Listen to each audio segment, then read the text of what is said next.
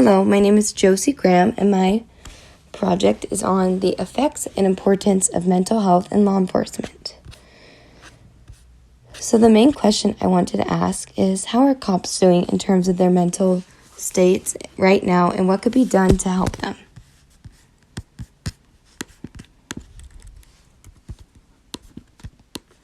Law enforcement officers experience daily what the average citizen might never see in their lifetime. In fact, it is one of the most stressful jobs in the United States right now. The mental health and psychological well-being of our police officers is very fragile. With coping skills and the correct decompressing methods, they can feel some inner peace and have parasympathetic responses to these things. Do our officers have ways to easily access and learn these things, though? That's what I wanted to find out with my project. I felt like I needed to do this project because of how much of a hot topic this has been in the past year. My main question was,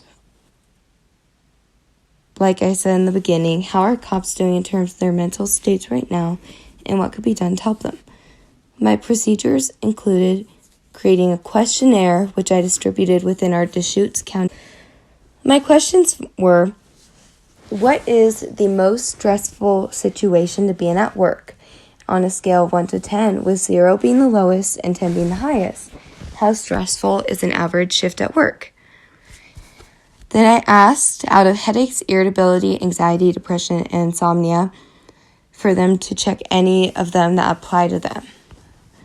And I asked, do the effects of your job affect your home life in any way, such as strained relationships, stress, inability to decompress, etc.? What coping methods are you using or have tried? Is Emdr, or eye movement desensitization and reprocessing therapy, offered where you work? If so, have you done EMDR therapy? Then I asked, what things has the county done to care for your mental health? And in your opinion, what is the most important thing to be done to improve the mental well-being of law enforcement officers?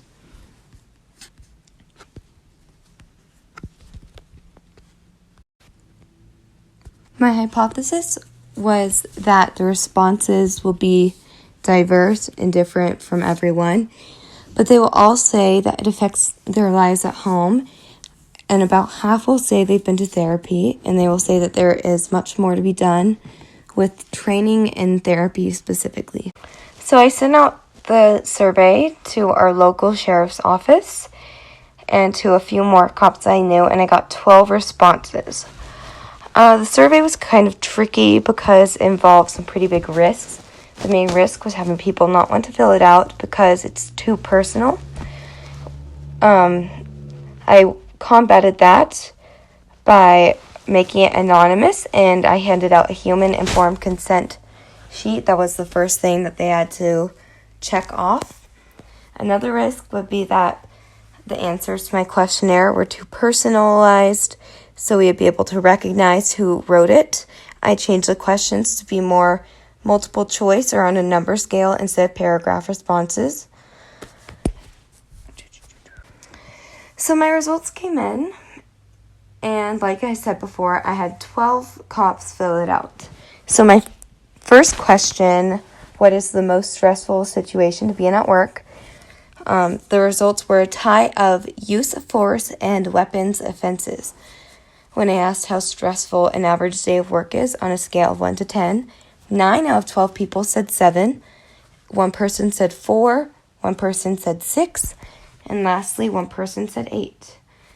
When I asked them to check the boxes for if headaches, irritability, anxiety, depression, or insomnia applied to their lives, I was shocked to find out that no one said anything about headaches, anxiety, or depression. Instead, 1 person said insomnia, and the rest said that they experience irritability. And then next, I asked if they have anything from work that carries into their home lives. 11 people said yes, while only 1 person said no, and I was not at all surprised by that unanimous vote for yes. And then next, I asked what coping methods the officers were using or have tried. I won't be able to get any data from this question because it was too broad of answers, but the main ones were exercise, and one answer seemed quite sad yet realistic. Somebody said alcohol, which is true from the stress of work. Some people will turn to these things. Next, I talked about EMDR, or eye movement desensitization and reprocessing. They said that yes, it is offered where they work. In fact, I went into their office and they had many signs hung up that told them how to go to EMDR therapy.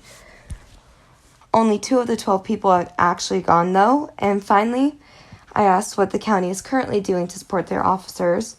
6 people said wellness programs, and 2 said that they provide chaplains. 1 person said that they do nothing, though.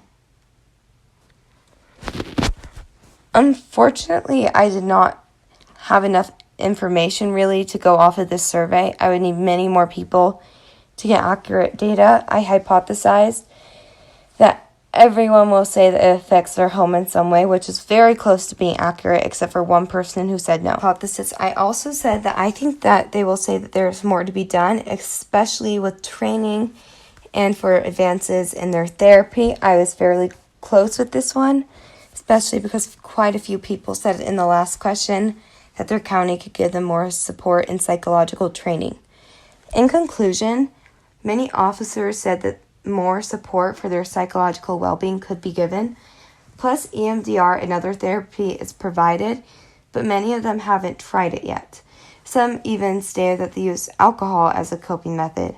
This backs up my hypothesis that more support could be given to them and that there could be a bigger push for our cops to get help.